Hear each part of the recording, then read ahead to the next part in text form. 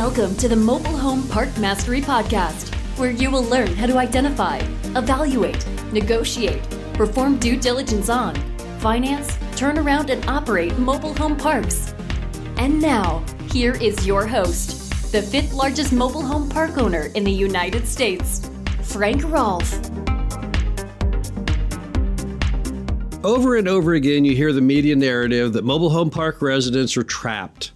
They have no options. They're completely at the whims of mobile home park owners nationwide, trying to raise their rents up slightly towards market, which they'll probably never even hit.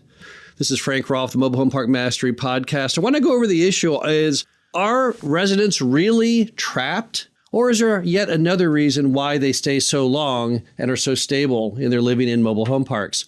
Let's first start off with the quote that always ties people to me with the idea that mobile home park customers are somehow trapped. And that is my quote given to Bloomberg years ago, trying to help a reporter, very young reporter, just out of college, trying to write business articles, not understanding why things default and other things don't. They were fascinated why mobile home parks at that time had the lowest loan default rate of any type of business. And I gave them the ultimate example, in my opinion, at that time. Number one, restaurants, which have the highest default rate of any business loan, versus mobile home parks with the lowest. So I gave them the example of a Waffle House where every day you buy all the food and you open the doors and you have not a clue if anyone will walk in, because that's true of all restaurants. And we all learned that after COVID, right? That restaurant is a very sketchy, very risky business. On the other end of the spectrum, you have the mobile home park. And every day when the sun rises in the mobile home park, we know exactly who will be there because they've typically been there for years or decades. We know they're there because their home is sitting there. We know they're there because it didn't leave and we have no notification of it having been gone. And that's why our revenue is so stable. So I explained to her it was like, instead of the Waffle House, the typical Waffle House, it would be more like a Waffle House where the customers are chained to the booths. And off that one stupid quote given to a young Bloomberg reporter years ago, media has endlessly tried to extrapolate that into all kinds of wild and far-fetched meanings. Somehow that mobile home park residents, off that one statement to that Bloomberg reporter, just an illustration of business principles, somehow that was some kind of unusual tagline or something showing the great master plan that all mobile home park residents are actually handcuffed, chained to their mobile homes. And of course, those in the mobile home park business know this is absolute nonsense, but it's about time we spread the word to everybody else out there. Now, let's say you live in a mobile home in a mobile home park, and for whatever reasons, you want to leave. What are your options? Well, option one, of course, is you could sell your home. Option two is you could sublease or rent your home out.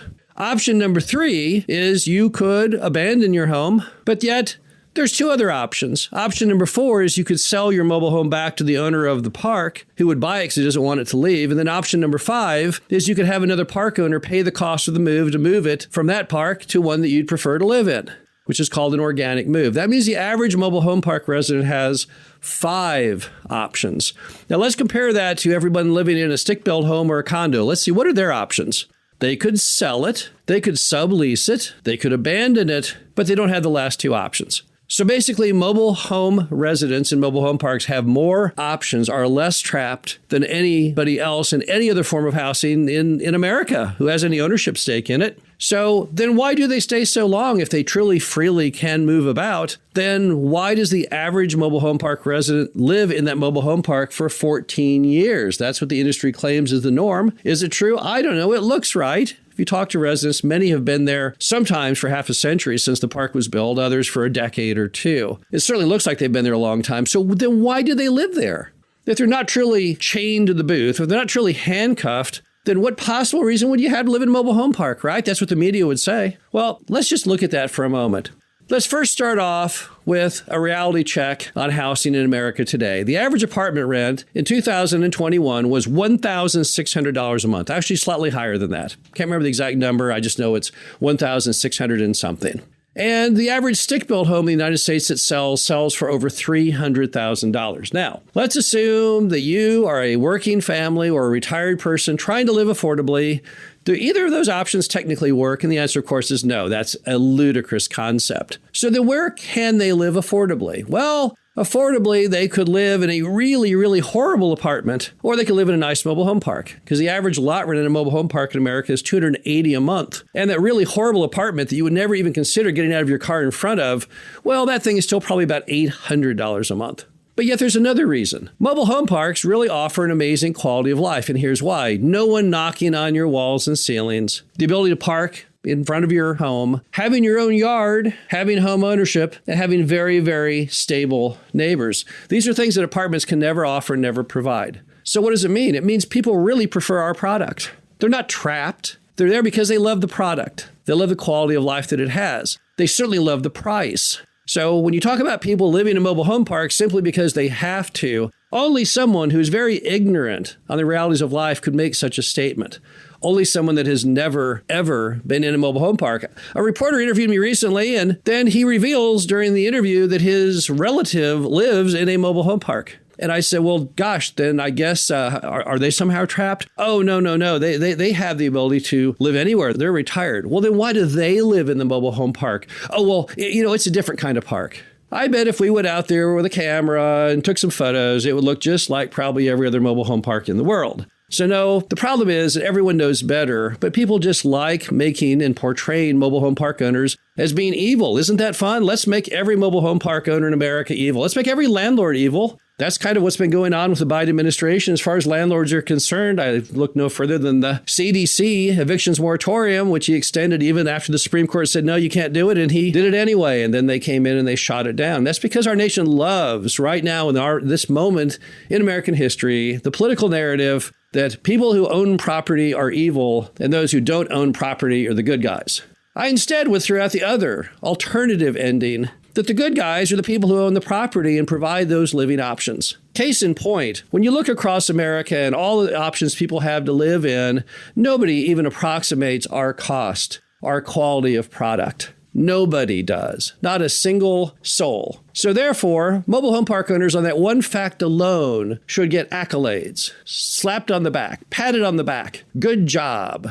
But yet, sadly, we get none. On top of that, every mobile home park owner in America knows that the best way to bring these old parks back to life is to inject capital, make the basic repairs that have not been done for half a century. And in so doing, they elevate the quality of life of the residents. When you talk about rents going up, it's never the rent went up and nothing else happened. The storyline is the rent went up and all these wonderful things happened and the value to the resident went up many-fold. That's the true story. People want to focus just on the one aspect of bringing old things back to life. They never want to talk about the benefits. I've never seen a development in American history, whether it be a hotel or a retail center or anything, that was brought back to life without A, the injection of capital, and B, an increase in the rents. Never seen it. I've never seen anyone buy an old, rundown, beat-up hotel, and it's a flop house. It's renting out rooms for, I don't know, $5 or $10 a night. And then they'd go and they take that property and they bring it back to life, back to its original 1920s glory. Those room rates go up to like $200, $300 a night. And yet people pay it, and the hotel remains full because it offers a great value.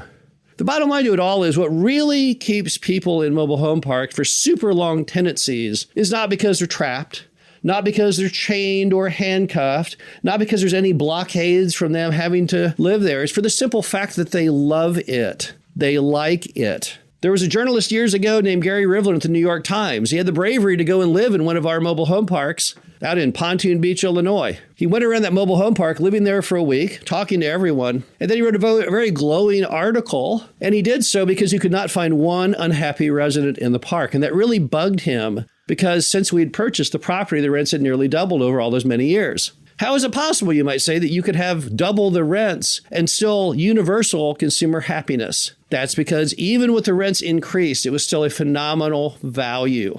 The bottom line to it all is our residents love mobile home park living. I don't think they really care what the media says. Probably you shouldn't care what the media says either, because it's not even fact anymore. There's no journalistic effort in it.